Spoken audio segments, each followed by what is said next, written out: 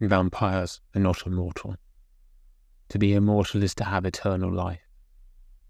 Vampires have only eternal death. I was born in the spring after a cold and bitter winter, in the year of our Lord 1212. The stores were almost empty, and if the spring planting failed, then starvation would set in. But I knew none of that, and I screamed, because I did not know to be sombre, and I suckled because I did not know we were poor, and I slept because I did not know that I should fret the night away, worrying about tomorrow. I existed purely in the moment. In other words, I lived. I lived, and I grew. In a little village in the bocage of Normandy, where the apple orchards scattered blossom across our streets, and the bees from the monastery hives darted to and fro trying to chase them. I fed the chickens, and I weeded the fields, and I picked up the fruit that had fallen too soon and half rotted on the ground, so it could be fed to the pigs. Some years we had plenty, most years we had enough. Every year we feasted, no matter how little we had.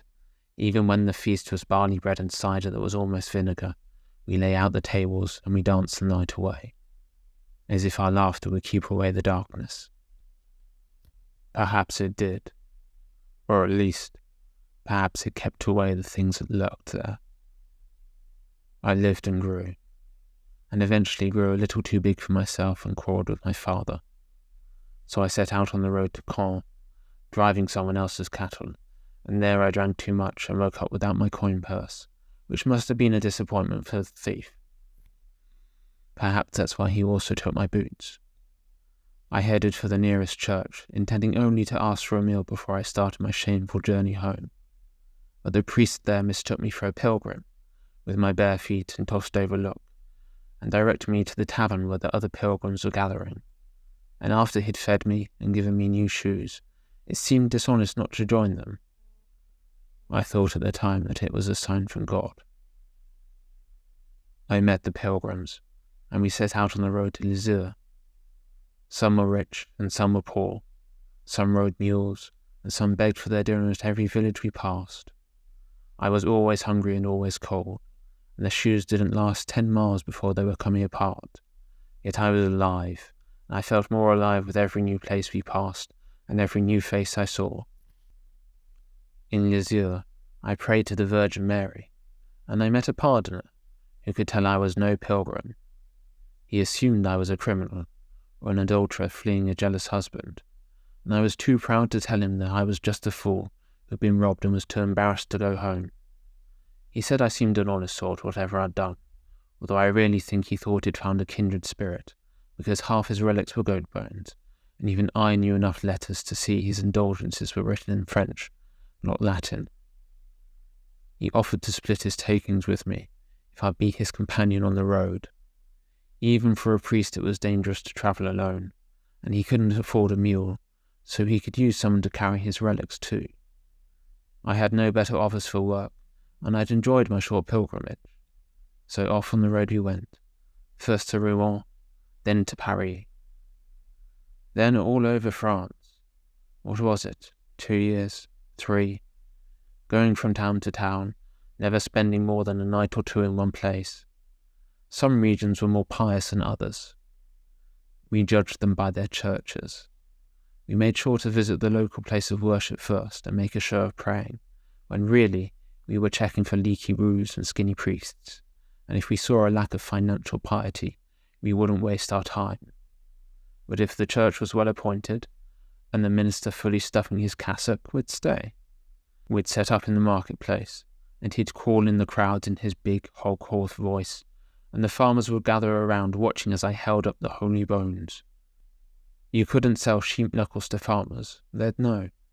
But if the friar told them the pauper's finger was from St. Anthony, who were they to say otherwise? Sometimes we did well, and sold enough to buy a mule, and spend the rest on drink and women. And sometimes we did badly, and sold the mule to pay for dinner, and a drink and women anyway, because the worse business was, the more we needed cheering up. 3 years of life. I can't believe now how I squandered them, for I complained about all the walking, and the carrying, and the impious who didn't want to part with their money. and I often thought about returning home, what I wouldn't give now for just a single day to live as I lived then. I met a man in Avignon who murdered me. It was late autumn, and the fields were already bearing frost, so the pardoner and I headed south, over the wheel-rutted strips of mud that might be roads again next year, but now would more like turgid, silted streams. It was slow and tiring, and because it took us longer to get from village to village, it took us longer to sell our stock. We reached the south with little coin and lots of aches. The weather was a little better, but there was still a chill in the air, and the nights were closing in. We went to a tavern in the worst part of town that sold weak beer to weak men who knew they were being cheated and didn't have the pride to leave. We took the weight off our feet and wasted a few copper coins to toast our sorrows, then a few more, then more again until I had an empty purse and a full bladder, and went outside to return the wine to the gutter it had apparently come from.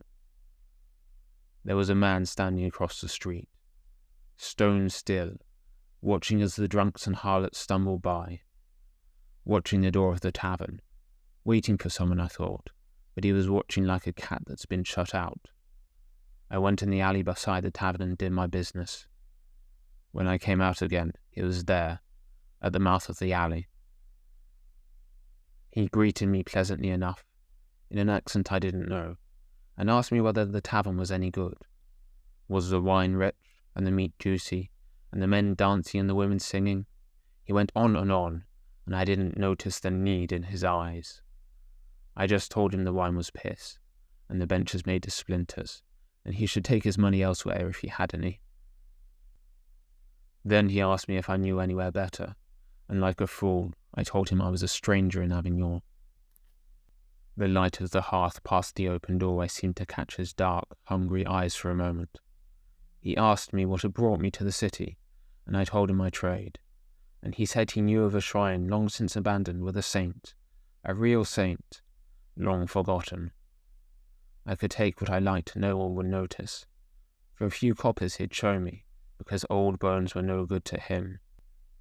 And I thought about bringing my friend the pardoner, but then I thought, why should it be our treasure when it can be my treasure? So I followed the watcher out to the old cemetery outside the walls, and he killed me. Prickles of fear were just starting to crawl up my skin, and the haze in my mind was draining away and out into the night. I'd never heard quiet like those cracked and moss-painted tombs, and I finally realized that this would be the perfect place for robbers to hide and ambush the fool that followed their lure away from the safety of the bright lights of warm bodies. Then he turned and looked around, looking past me, looking for anyone else who might be watching. I saw it in his eyes, finally, that he was here for violence, and I turned to run, but he jumped on me, and he wrestled me to the ground, and I fought, and I struggled, and I tried to throw him off, but he was too strong like I was just a child, pinned me down and leaned in. Jagged teeth tore over my neck, and the darkness of night faded into something deeper and forever. I awoke in a sarcophagus.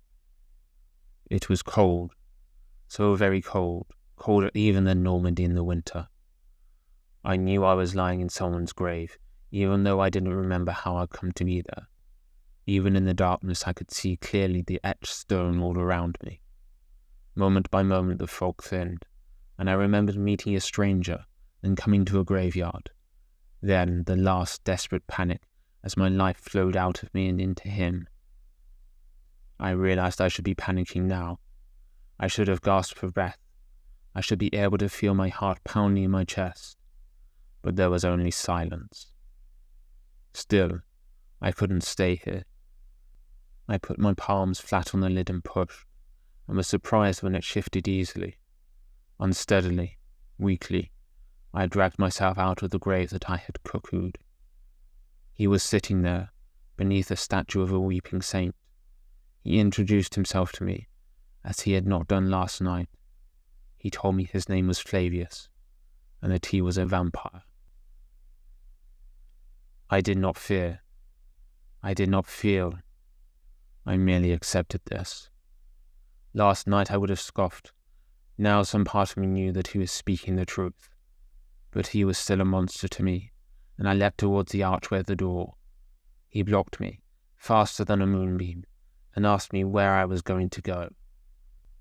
I shoved him aside and stepped out into the night, and it was only when I saw the cemetery lit up as bright as day under a scimitar moon that I stopped. I cried out. I asked Flavius what he had done to me, even though I already knew. He had the gall to tell me he had given me eternal life.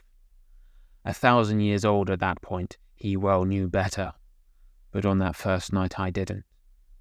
But still, at first, I did not believe him, even though I already knew. So he rolled his eyes and appeared right in front of me and stabbed me in the chest. I froze in shock as he walked away calmly and sat on a broken tombstone. Then he told me to take the knife out. He told me 3 times because I was afraid I'd bleed to death if I listened, and I didn't want to think about why there was no pain even though I already knew. But on the 3rd time I gripped the handle and pulled the knife out. My shirt was bloodied, but when my fingers searched a moment later, there was no wound. I screamed. I don't know if it was fear, excitement, or the raw noise an animal makes because it knows no words. Then I took off running. I looked back over my shoulder once, convinced I was being chased, but Flavius was still sitting on the tombstone, watching my flight indifferently. I ran through the graves, and out onto the road, and back through the side gate that was left open, and over cobbled streets and past the bright lights of the taverns, back to the place where Flavius had found me. I tried to enter the tavern. I couldn't. Every time I walked towards the door, something pushed me back before I could cross the threshold. Other patrons passed me, looking at me strangely. So I ran round to the back door and tried there. I don't know why I thought it'd be different, and failed again. But one of the girls who brought me wine last night came to the door and asked me what I wanted. I told her the pardon's name and promised her a copper if she brought him to the door. I stayed in the shadow. When my friend came, I called him, and he knew my voice, so he stepped out into the night, and I began to tell him that something wondrous had happened, a real miracle. I had died and been resurrected, and now no steel could harm me.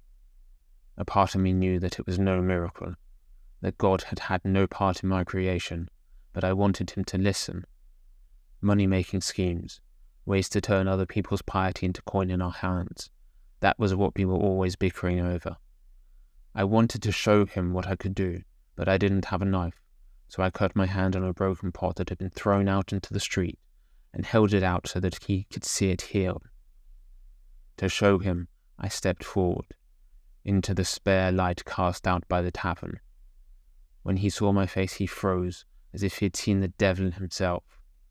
All the florid colour drained from his drink-stained cheeks, and for the first time, I heard him invoke the Lord and mean it. I don't know what I looked like to him. I have not seen my reflection these last 800 years. But whatever he saw, it was enough to make an impious man fear God again. The pardoner began to back away. I grew angry that he would reject me now when I needed him most, and I grabbed him before he could get back inside the tavern. When my fingers closed around his bare wrist, it was like touching fire, but a fire that warmed but did not burn. The heat of his body banished the cold deep in my bones, and I felt his heartbeat pumping like a drum. Without thinking, I bared my teeth, but I stopped, ashamed of myself, and I think that was the moment when I admitted to myself that I had been cursed. Suddenly, Flavius was there. With scorn, he asked me why I was trying to crawl back inside the rat hole he had found me in, even though he'd spent hours watching the tavern last night, but I didn't think to point that out at the time. He said I should just kill the man and get it over with.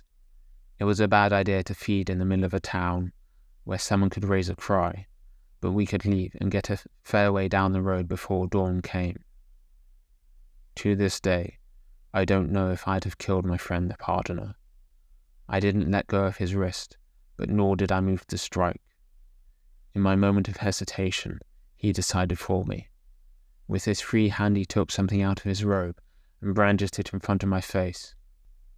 It was bright as the sun, and I cursed and shrank back, putting my arm up in front of my face to shield my eyes. All this time he'd been carrying a genuine relic with him.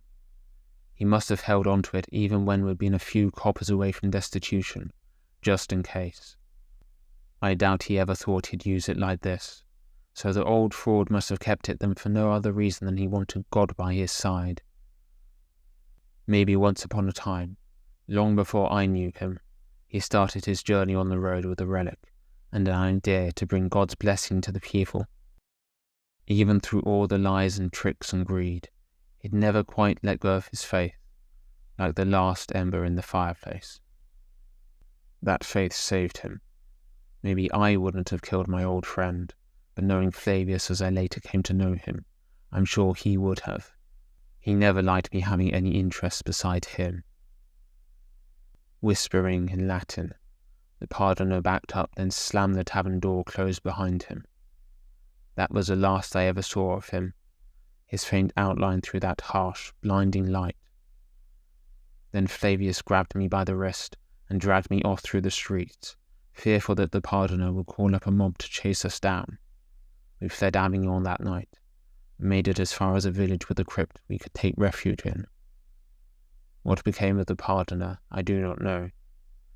He must be dead by now, all these many centuries later. But I know that I didn't kill him, and if I've anything left to be thankful for, I thank God for that. When I woke the next night I was hungry, more hungry than I'd ever been, and sometimes on the road I'd gone 3 or 4 days without eating. So Flavius took me walking away from the village, and eventually we spied a fire. 4 travellers on the road, who hadn't made it to an inn that night, cooking rabbit in a little pot and singing to keep the chill at bay. They had staves and knives at their belt, enough to ward off casual robbery, but we did not want to rob them. I wanted to flee away into the dark, for I still did not want to harm them, but I also wanted to rip their throats open and drink everything within. I would have leapt on them and killed them all in an instant, if I could have. But Flavius insisted on sitting and talking with them.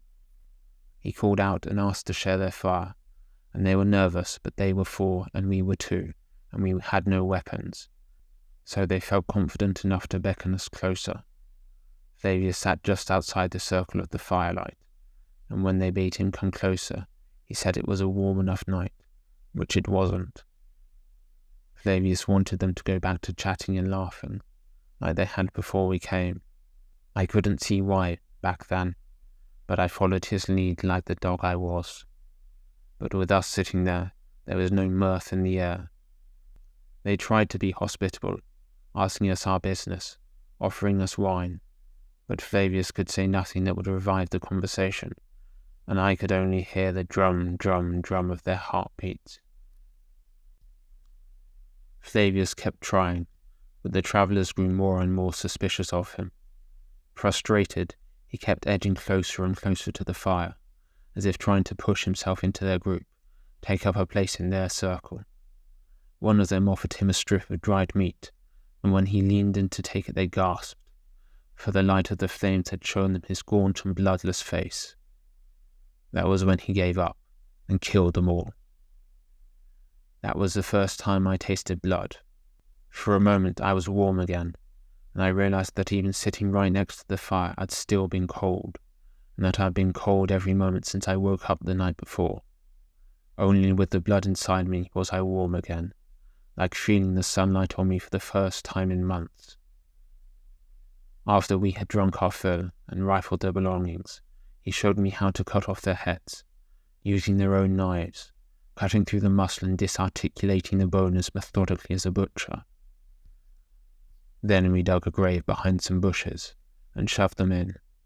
He told me to break their staves in 2 and drive them through the luckless travellers' hearts.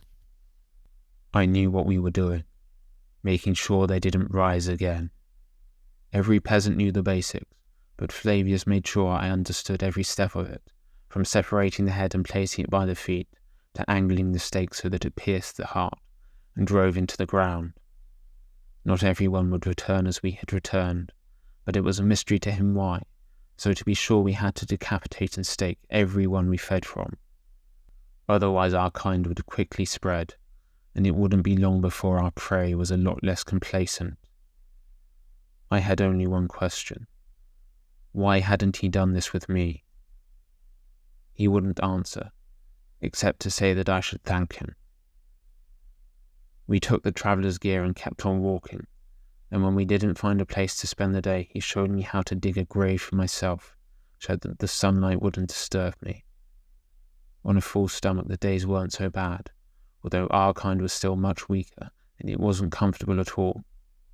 But if we hadn't eaten for a few days, then the light became blinding, and it was painful to walk in it, as if, along with our strength, it stripped away whatever kept us from feeling our decaying bodies. Sunlight showed us for what we really were, both to ourselves and to others, so we should always be careful not to take to the streets in daylight without our faces covered. Flavius gave me many of these little lessons, as we walked from one village to the next. It took me a long time to understand what he wanted in return. At first, I thought the questions he asked me as we trudged along the road were just idle conversation. I'd spent many an hour joshing along with the pardoner, whittling away the miles from town to town. The pardoner, though, wanted nothing more from them than I did, a way to pass the time. But Flavius, there was a need in him that all the blood in Christendom could not sate. Those early years with Flavius were not all that dissimilar to my time with the pardoner, superficially. Walking the roads, never staying in one place more than a day or two, looking for the gullible and the careless. But where the pardoner and I had walked in day, with Flavius I walked in night, and there was a proverbial difference between the two. At the very beginning I could almost convince myself that I had been blessed. I was stronger, faster, immune to disease and age, almost proof against injury. I could walk the night without fear and take what I wanted. I was a mere peasant boy no longer. But it didn't take me long to start noticing what I'd lost. There were no taverns for the likes of us, no alehouses and no inns. We could not enter any building we had not been invited into first, and there were few who would invite two strangers who would not show their faces in the light. Even when we did worm our way into a poor soul's confidence, we were always on the outside looking in. We could cross the threshold at their doorstep, but never the threshold of their heart. Flavius was always searching for the words that would unlock that door, but he never found them. A few tried to break bread with us, out of Christian charity, but it was awkward and forced. They knew, on some level, that we were not the wandering paupers we claimed to be, and I believe we were always tethered by our hunger.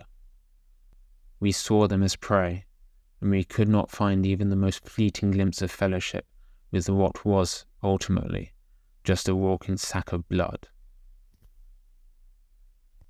It didn't help that we couldn't share any of their pleasures with them.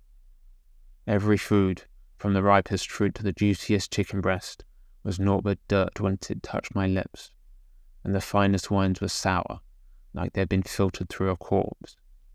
Alcohol did nothing to me, like it had all been diluted down to water. Even music and song sounded dull, for it could not quicken a pulse I did not have, and for the same reason women could do nothing for me.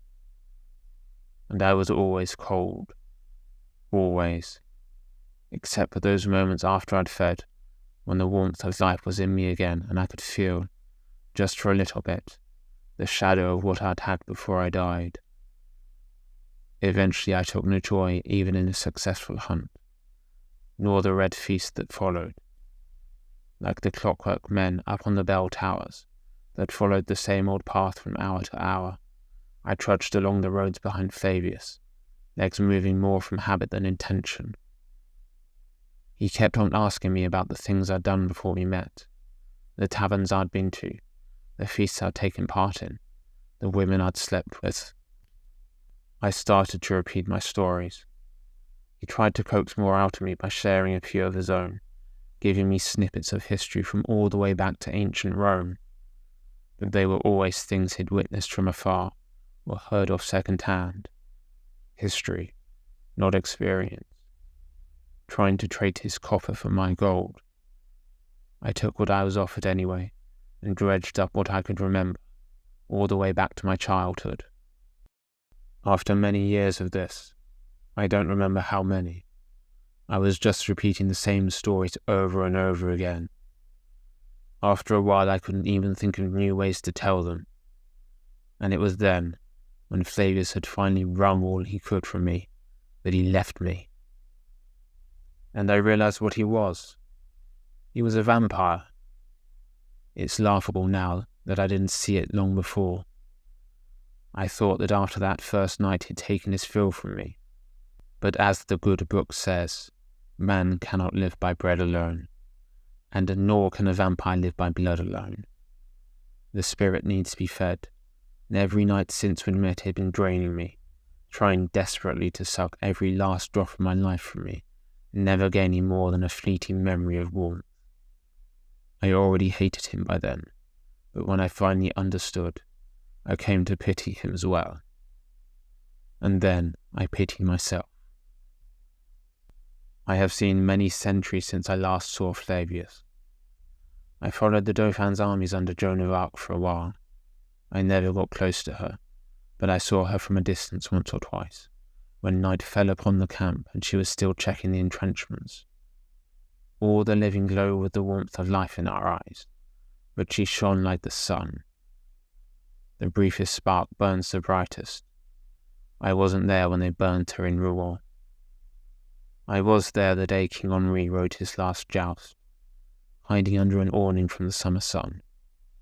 Open-air festivals, no threshold to cross.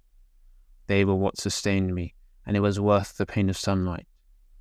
I huddled myself away where I could only see part of the arena, and I saw the king spur his horse to a gallop. Then I heard lances shatter, and the whole crowd gasp.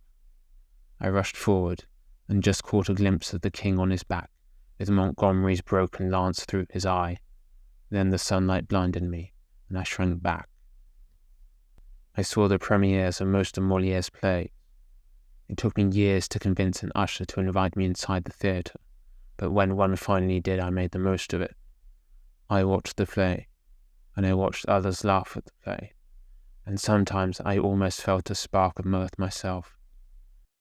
I could never bring myself to kill an actor, for all that the ephemeral creatures made for easy pickings.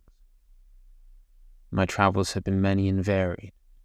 Flavius and I never left France, but after he abandoned me, I roamed all over Germany, Italy and Spain, learning the languages, the echoes of their joys. Men's main pleasures are much the same from country to country, women, wine and song, but the seasoning is often different. You would never find a Spaniard who loved clockwork as much as a German, nor a German who dressed himself with the care of an Italian. I took whatever I could find from them. When the revolutions came, I sailed for England, and spent decades lurking in the mill-stained towns, where the smokestacks could turn even midday dark. Travel became easier, and I finally voyaged to the New World. I explored America, where there were people to explore, although much of it was still wilderness in those days. And then I headed for Asia, on a long and incredible arc around lands that had only been legends when I was born, fetching up in San Francisco again 20 years after I left. In all those centuries, in all my travels, in all the things I experienced and saw, I never lived a single moment. I existed, and I watched, but the only time I ever got close to the living was when I stole the reflection of life from others. So I want you to understand, when I tell you I'm going to kill you, this is a mercy. First, we are going to sit and listen to the story of your life as I have told you mine. You don't think you're going to give in, but you will, because the alternative is that I'll do to you what Flavius did to me. I'll turn you into a vampire, and you will tell your stories to me night after night until there is nothing left to tell. And then you will still have eternity left ahead of you.